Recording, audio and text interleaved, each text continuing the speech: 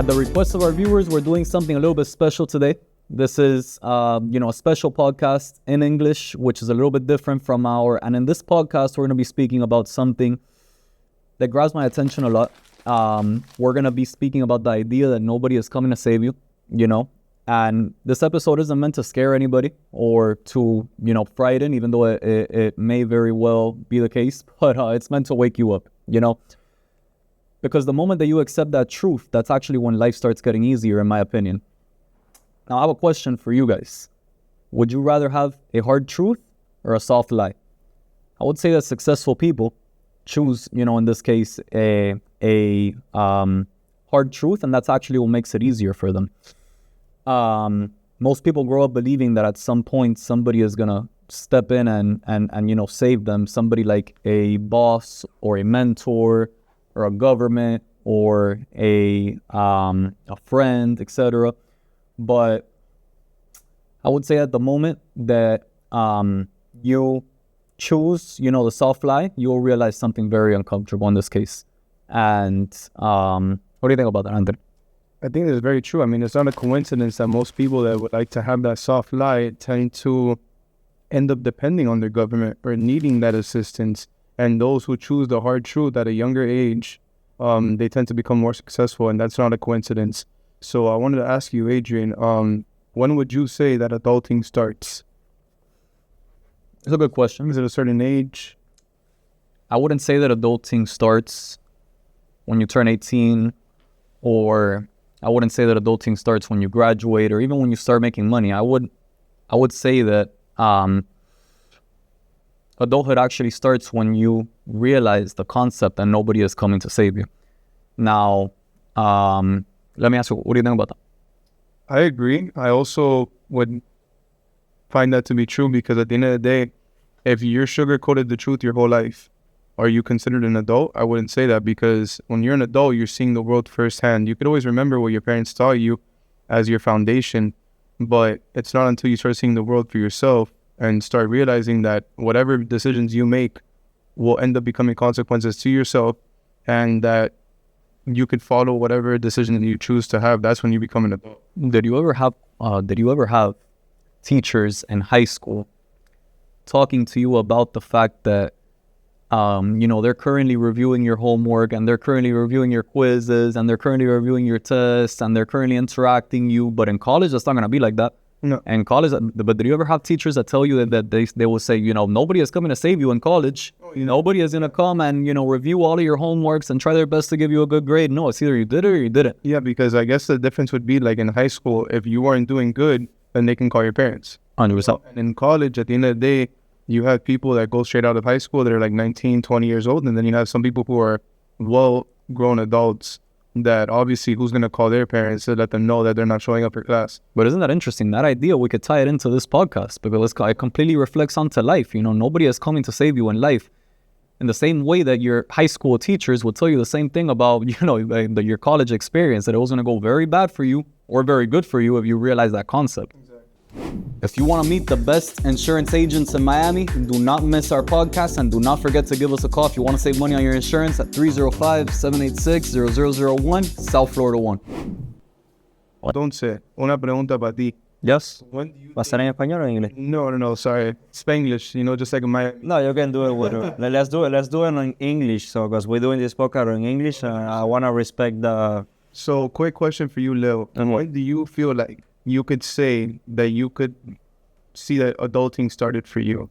The adulting started for me. I mean, on Cuba, I started working with 14 years old. I was going to the school and I was start making money for me, and not only for me, because I remember my mom used to make me pay the weekly milk on the house, and I have to give her money to the electricity as well. But you know what that taught you? At what age was that? I was 14 years old because I started making money. I started working on, fixing, the sewing machine. I remember I told you that story. Yeah. So I know how to do that, by the way. I was working like 4 years on that. So it was my entire, that was on my high school time, right?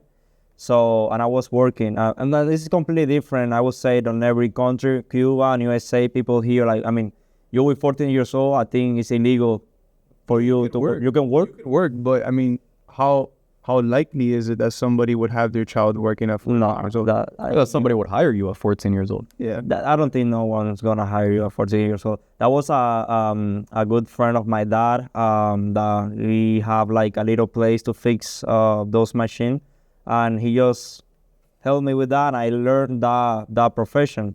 I also was making money too, but I would say that from that I start.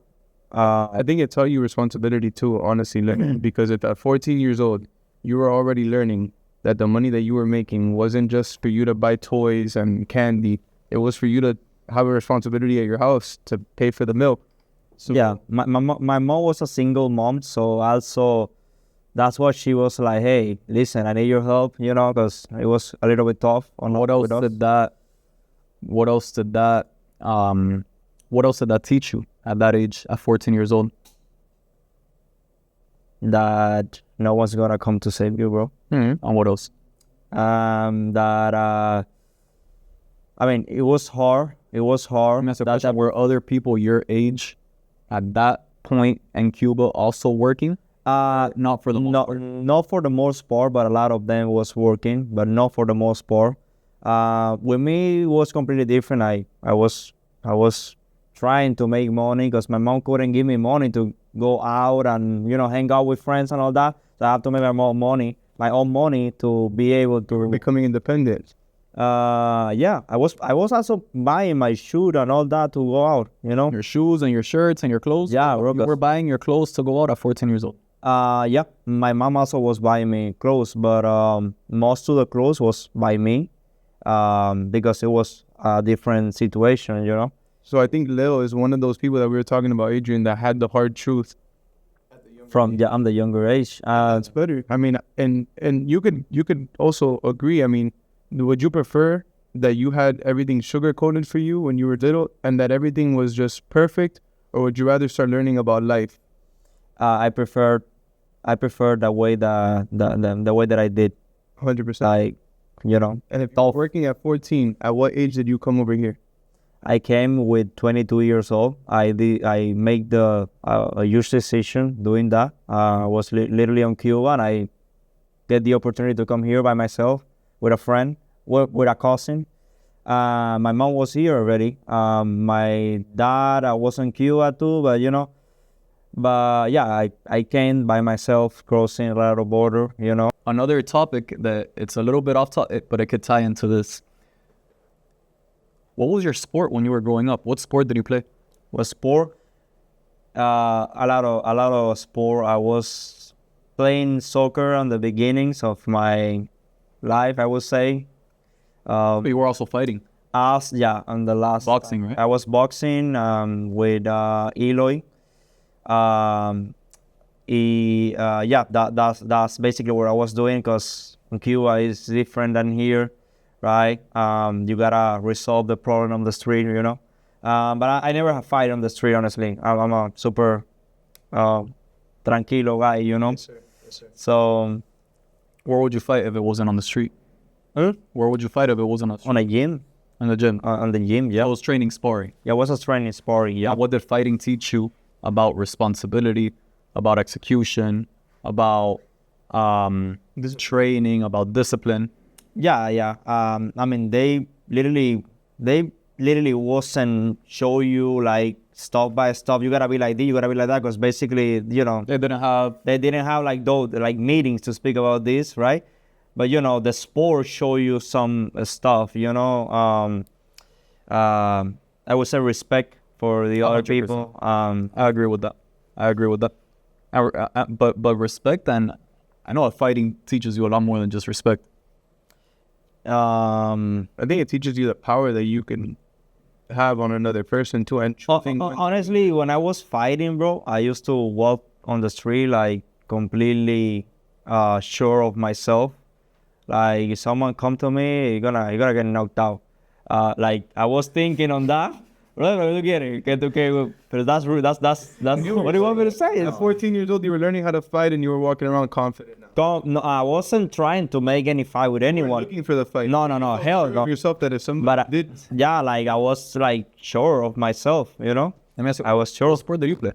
I played basketball. Who did you play for? I didn't play for anybody because I went to schools that had really good basketball teams, so I never really got lucky enough to play. But I mean, I played basketball, I played football, I played soccer when I was a kid, just like Lil too. But I think that all of those sports in common, what they showed you is camaraderie. You know, being able to be a part of a team, being able to be a part of something bigger than you, and know that you're not always going to have the attention. You're not going to be the one scoring the shot or making the game-winning goal or whatever it is. But you could still, you know, sacrifice for something bigger than you, which is the team. And I think that that ties into what we're talking about now, because you have to make sacrifices in life to get to where you want to go. And if you're choosing to make yourself happy and you're not choosing to put yourself in the right position for the future, then you're choosing short-term success over long-term growth. I 1000% agree with that philosophy. You guys know which sport I played when I was growing up? Baseball. I'm pretty sure you play baseball, yeah? Okay. You knew I played baseball? Yeah, because I saw your dad sending you a picture of you when you was a child playing with When I was playing with a friend. baseball actually taught me a world of endless things. But one of the things that baseball taught me the most, what were we talking about in our last podcast? We're talking About hard work. and hard work. And hard work beats... Hard work beats talent when talent doesn't work hard. Okay, I remember that when I was playing baseball, I was 12 years old, 11 years old. You know, I was 12 years old or 11 years old. And I remember working so much harder than everybody.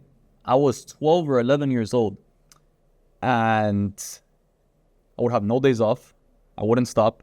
Right after school, I would go into the garage where I would have a tee. You know what the tee is? It's a stand that you put the ball on it, and it's more for perfecting your swing, etc. And I was hitting and hitting and hitting, and you could ask my mom, my dad, etc. I would stay inside of that garage hitting to the point where I was waking up my parents because it was 2 or 3 in the morning. That season, I won the MVP because nobody worked harder than me. And I realized that concept that nobody is coming to save you at 12 or 11 years old when I was playing baseball and I was sitting in my garage without, you know, anybody there feeding the tee. I would grab the balls from the bucket, I would put them in the tee, and I would hit. And If you didn't put in that work, I would say that, let's say that you went to sleep at 9 o'clock that day. Your parents would probably tell you, Adrian, you're going to do great. You're going to go ahead and be the best player on the team, da-da-da. But you knew that you needed that work. 1000%. And that's the point of nobody's coming to save you, because at the end of the day, if you leave it up to your parents, they're going to tell you that you're going to be fine, that everything is okay. What would have happened if I didn't have worked as hard as I did for that? And by the way, it was about 4 or 5 months that I was every single day, 2 or 3 in the morning. I mean, what better time to do that than at 11 or 12 years old? You don't need sleep at that. You don't need no sleep. What would have happened if I wouldn't have spent all of those nights? Would I have won that MVP award? No. Absolutely not. No. Absolutely not, because they're super talented people, etc. What do you think? That's basically how it works. 100%. 100%. And But talking about something, your dad said you was super bad at hitting the ball. Bad hitting. You know, I also heard something that one time somebody beat you up and you didn't know how to fight either. No, that never happened. That never happened. That never happened. What do you think? You think he was good at fighting or he was bad at fighting? I don't know. I have to see if he still has. I mean, when I came here, was I remember funny when because- do you remember the first day that I started this on this agency that you told me, hey, agent say that you gotta do how do you guys? Arm wrestle. Yeah, and if you win or something like that, do I beat you or no? I remember it was funny. I think Anthony can answer that question. Bro, that's all a question for me. I remember watching one of your fighting videos online. Have you ever seen like a video of an octopus just swinging their arms around? That was the ugliest thing I've ever seen in my life. No, I'm kidding. I'm sure he wasn't that good. If you want a good insurance policy that protects you at the moment of a loss, give us a call at 305-786-0001. We're going to treat you right. What do you think about the concept that it'll work out at the end of the day? Or those people that operate with that mentality at all times? It'll work out. Don't worry. It'll just work out. It's honestly a little bit difficult to say, only because I think that even when you have the mentality that nobody's coming to save you, sometimes you could also have the mentality that everything's going to work itself out. And the reason why I say that is because if you focused every day on the negative, then you're going to go to sleep mad. You're going to wake up frustrated from what you were thinking about the night before. So sometimes... Wait, expand on that a little. Explain that right now. But like more so like, you should always have somewhat in the sense of your mind that things are going to work out, because you could always have a sense of peace and that, but you're also not going to rely on the fact that you're going to let the universe solve your problems. You have to solve your own problems. But I guess what I mean is that I always have a sense of things will work itself out, because like, for example, you know how people say things happen for a reason, and don't worry, you know, karma's a thing, and da-da-da, and, you know, God knows what, you know, what he does. So that's why I would say that in a way, I do still feel like things will work themselves out generally in that sense. But I also know that I have to... That's coupled with... take action. Exactly. You have to take action. At the end of the day, if you only believe that things will work themselves out, then you are okay with living with your parents for the rest of your life. And you're okay with, you know, making $10 an hour for the rest of your life, because you're like, oh, it'll work itself out. And you're not really putting in the work to see results. So it's like that phrase that Lil says, what is it? Which one? Because I said a lot of... The one of, if you do the same thing, you can't expect something different. Yep. How is I realized that one of the jobs that I have in this country was on a liquor store. Mm-hmm. And I was having the idea that one day, because I always have like good attention with people and all that, I was having the idea that one day that big boss will pull up there like, hey, you know what, you're a good guy, you want to work on my you want to make a lot of money with me. Like, that not gonna happen. That's not gonna happen. That's why Nobody is coming to save you. That's why I take my resume and I'm gonna start going to a lot of places, because I like, you know, customer service and the thing that we do. And I find a better job, bro. That's it. I'm not gonna stay there waiting for someone to reach out to me. Hey, Leo, do you wanna work with us? That never happened. Not every single job, not even this one. Not even this job. Are we sitting here waiting for just somebody to call us? What are we doing? We always reach out to people. The fact that we also doing this podcast, it shows that we are not waiting for customers or staff to come to us. We're here showing our face, trying to grow up on our work. Because nobody's gonna come and make our YouTube have subscribers. No, I mean, well, we have these two guys behind the camera. Que todavía no son clientes. No, that's also tough. I don't even know what to explain. Like, how am I gonna convince people to call us si las cámaras no son nuestros clientes? That's the worst thing I ever saw. Pero, I'm not gonna touch on that. Don't worry. Problems don't resolve themselves. No. You know? But expand on that last part one more time about having that mentality that it'll work out. I'm not going to do anything today because I know that the day of tomorrow, something good is going to come my way.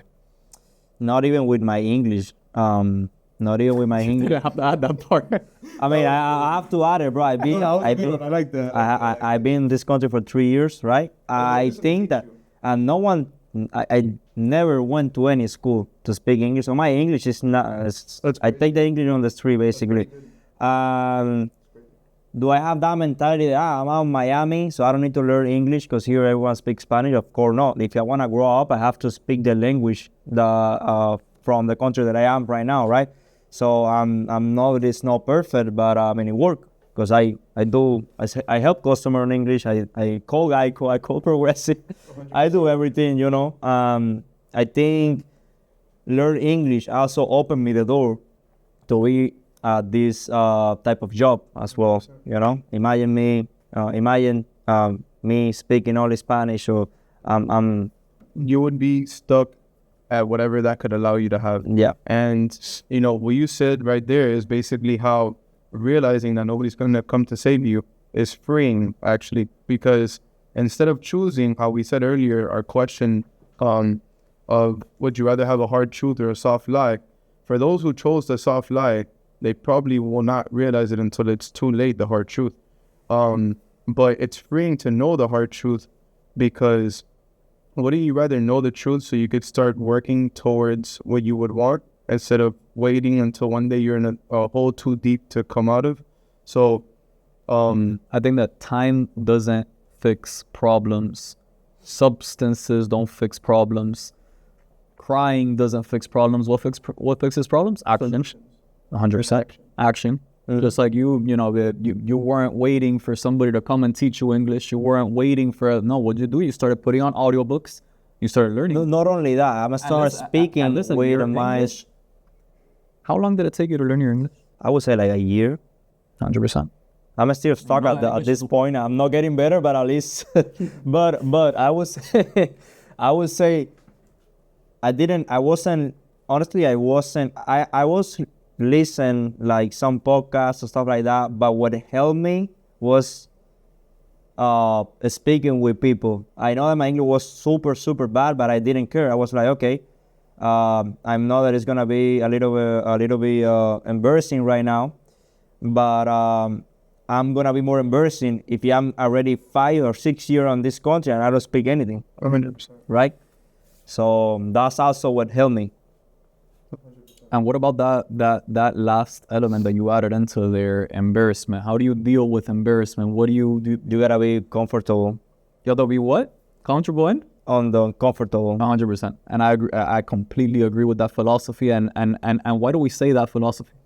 Because nothing is easy. Nothing is easy. Nobody is coming to save you. Yeah. Like, I mean, we sometimes we reach our customer that we never speak before with this customer. It's uncomfortable, of course, because you're asking someone, you're bothering someone. The guy probably is going out of the job or something. Oh my God. The guy is probably going out of the job. I'm sorry. The guy is probably going out of the job, or he's probably doing something and you're bothering him with something.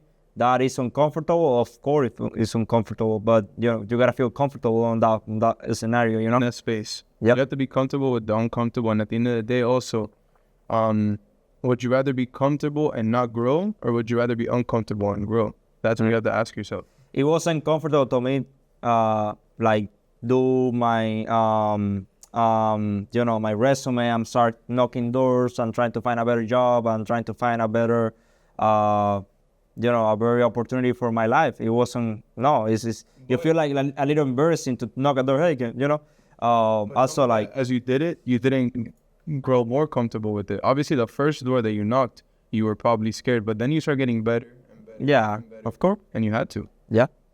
There's no other choice. At the end of the day, that's what we all know here, that nobody's going to come to save you, but we're not waiting for that to happen. We're taking action from now, and we wanted to tell our viewers about that. And a lot of people think that when they see someone that is doing well on the life, they think that was a good luck. It wasn't a good luck. It wasn't a good luck. It was hard work. It was a hard work. It was discipline. Yeah. And now we could turn this from, instead of nobody's coming to save you, nobody's also stopping you from doing what you want to do. So at the end of the day, that's why we say it's freeing for you to have this now. And if it's the first time you heard it, well, we're glad we're telling you, so you can start taking action from now. Life is all about perspective at the end of the day. You could dwell on the negative. You could think about what you don't have. You could think about your weaknesses, and you could think about your strengths, or you could work on your weaknesses to become your strengths. And that's basically what we're talking about here, and that's what we do every day. Obviously, had I not started in this career, I wouldn't be speaking with you right now. And I had to get comfortable with doing things that I wasn't comfortable with either. I mean, I was doing podcasts in Spanish. I would rather be talking like this in English. But that one point that you said, Adrian, I'm so sorry to cut you off, but that should speak to volume to our viewers. You said nobody is coming to save you, but nobody is also going to stop you from achieving the goals that you want to achieve. 100%. It's 100% powerful.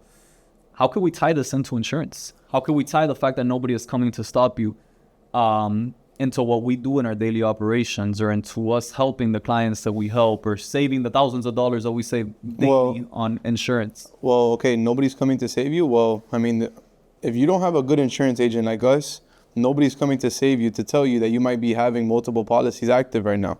Nobody's coming to save you to tell you that you're overpaying for your insurance. In what sense that you have multiple? Have you had a of a course, client that's had multiple active policies for the same vehicle? Of course, 100%. I mean, there's times where people can go and get a new policy, and they just work Their other agent forgets to cancel. or they work on the assumption that that's already automatically done. I've heard that before, you know. Oh, I'm getting this new policy. Is the other one canceled automatically? It's not. So, I mean, obviously that comes into who your agent is. You know, you should always have somebody that communicates clearly with you and is transparent. But, I mean, at the end of the day, nobody's coming to save you. And They will mention that word like no, it's a trademark at this point. Axtor Insurance, nobody is coming Nobody's to coming to save you. Axtor Insurance 305-766-0001. Nobody is coming to save you, and Y entonces, nobody is.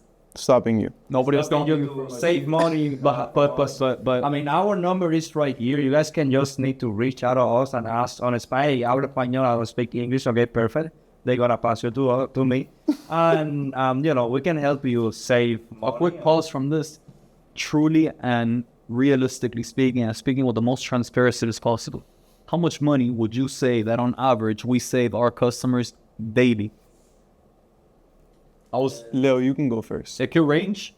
It could be maybe today, you know, we save their clients, you know. I say like about 8.5 what she was paying, the one that worked here at the, I'm not gonna mention name, but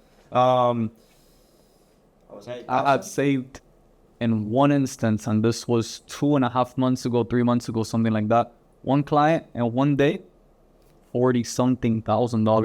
yeah, especially because you We're calculating it, you know, in the entire term, etc. no, and also I think the 40, But out of every 10 people that come to quote with us, or that come to review their policies with us, 9 on average, 9, we have the numbers. I would say The 9. numbers is right there on the PR Radar. You can show the numbers. We always help 9 customer of 10. This is super simple. You reach out to us, we find a better price for you. If not, thank you so much. 100%. But I would say like you only gonna be the 10%. We're not gonna push somebody to pay more. No, with us. No, we're only gonna want to do business with somebody we could save the money. 100%. Some that probably happened to you guys as well. Sometimes we're saving only $10, and we are the first person to say, "Listen, it's only $10. Why wouldn't you do this on the next 2 Yeah, or 3 we'll weeks?" review this in a few days or a few weeks, see if the market got updated or actualizado, etc. And, you know, 100%. Sometimes we're the first ones to tell the customer, listen, we could only save you $5 per month. We can only save you $10 per month. $10 per now, month.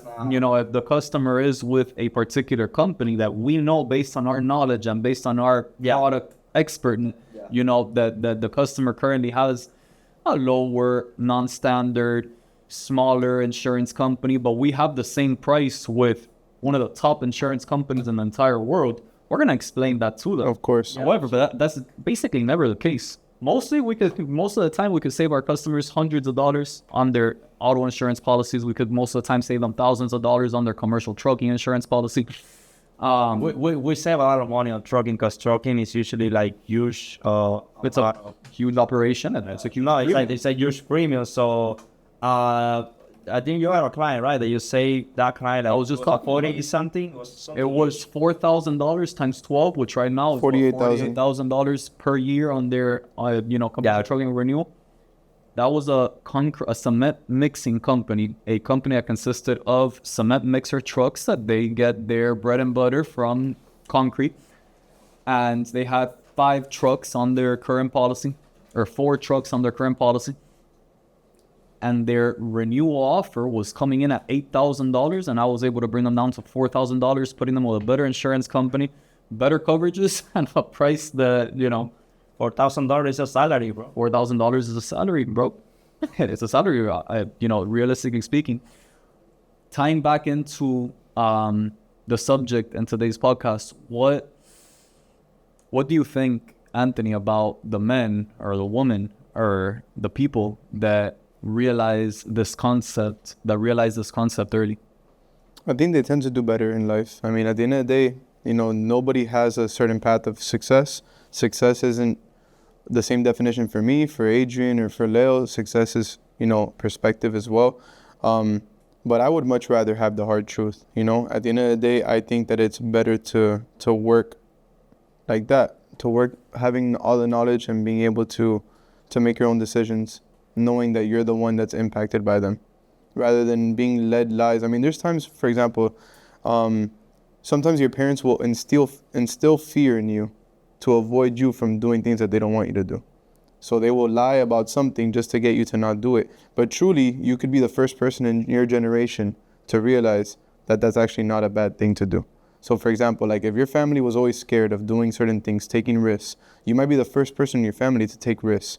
But you might be also the first person in your family to change the rest of the generations. And what does it do to you, or in this case, do to a viewer or a regular person? What does it do to you accepting this reality? I think it just completely opens your mind, and it opens up the possibilities as to what you can do. And it also keeps you very grounded. I think more than anything, it keeps you grounded, because if right now I know that nobody's gonna come to save me, I'm not gonna put myself in a bad position, right? Because I'm not gonna go and call Leo, hey Leo, I got arrested or something like that. Like, why would I put myself in that position? So at the end of the day, it gives you a lot of clarity, and it allows you to think twice before you act. Because sometimes when you're a kid, you know that when you make a mistake, you're gonna call your mom and they're gonna be there right there. Yeah, I will say the same thing that Anthony. Anthony touched every single point. I don't have anything better than him to add. Not even close. Yeah, you never can put yourself on a bad position or think like, hey, let's buy that car. I know it's $1,000. I don't make that money, but let's buy it. I will see after what I do to make that money. I have it now. Let's do it. You're putting yourself on a bad position. And also, let me quote with this insurance agent that also doesn't make me save money instead of call us. But that's another conversation. But you're putting yourself in a bad position. That happened another time. 100%. So no one's gonna come and pay your Nope. monthly. No, but the repo guy will come and take your car. That's the guy that's gonna come and save you. That's the one that's gonna come and save you. Yeah. Let's say that I'm now on the school. We are on the school right now, and you guys have to do a quiz with my English, with me, basically. Which point you guys give? I would ask you: are we rating it in terms of 100 of a percentage, or are we rating it in terms of A, B, C? No, ABC I don't understand that because in Cuba was different. So let's do it with A 100. is the highest. I know that A plus. Hold on. A is the highest. B is a little bit above average. C is average. D is a little bit below average. F is failure. Let's do with Okay, one. so with 100. From A to F. No, with 100. 100%. What do you rate him?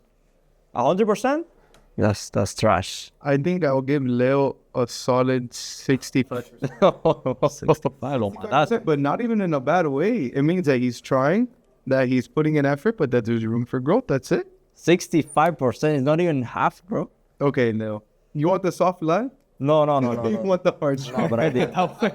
No, but come on. Come on. 65%. No, I think not even ice cream. That means 65%. The fact that you taught yourself. Hey, let's ask.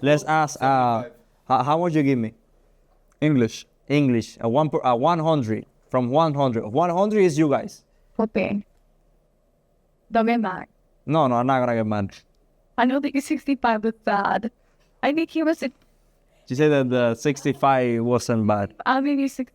68? Yeah. Come on. You guys hear the person on the street and okay. Okay. I'm comfortable with 68%. English just needs a little bit of perfectionalizing. Yeah, I would say professionalizing.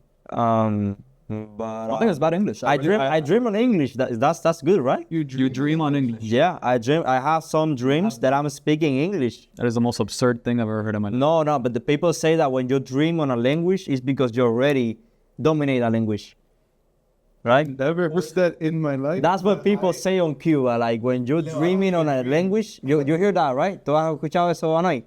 When you dream on a language, it's because you already dominate the language. And that happened to me a lot of times. I think that only happens with people that speak Spanish, brother. No. Listen, in Cuba, a lot of people in Cuba went to Russia when Russia was the Soviet Union, to do stuff like crazy stuff with the communism and all that. And people say that when they start dreaming with Russian language, it's because they already know how to speak Russian. So that's what people always say with Latin people say with language. Be careful with those dreams, Leo. I mean, I dream a lot of other stuff too, but I'm not gonna mention it. Leo dreams about saving people thousands of dollars in their pockets. I would say that, yeah. And on English. We have a video of you sleeping at the desk that one day the viewers are gonna see. No, we can't loop it into this video. We'll loop it to the video. We loop it into the video. Oye, pero ¿qué le pasa a este tipo? Oye, Leo. 100. Te ahorro 100 más, no te preocupes, yo te ahorro 100 más. Oye, que tú haces dormido aquí en el trabajo, Leo. No, bro. No, man. So basically, in conclusion, what I would say is if you guys have been waiting for a sign, or if you guys have been looking for a sign, this is it. This is your sign. Nobody is coming to save you, okay? And it's not a curse. It's not a negative either. It's not a negative. It is a 1000% positive. It is a realization, to take control, and prepare and understand how to exceed and how to excel and how to get to where you want to go to in life. And I wanted to mention that if this episode spoke any truth or fact into you, and if this episode spoke volume into you, or if you know somebody that this episode might benefit because they are either waiting for something or waiting for somebody or have their life kind of in a little bit of a pause, share this clip with them, share this video with them. It will be helpful. And If you're looking for somebody to save you in your... We'll see you guys on the next one. If you guys are looking to save money on your insurance and you haven't called us, what are you guys doing? We are the best of the best. We do everything possible. We fight for our clients, and we love our clients, and we love to work with them, and we love to save them money. Give us a call. Thank you so much for watching until this point. Click that red subscribe button. It's going to help us a lot. If we helped you in any type of way, thank you so much for joining. Adiós. Adiós.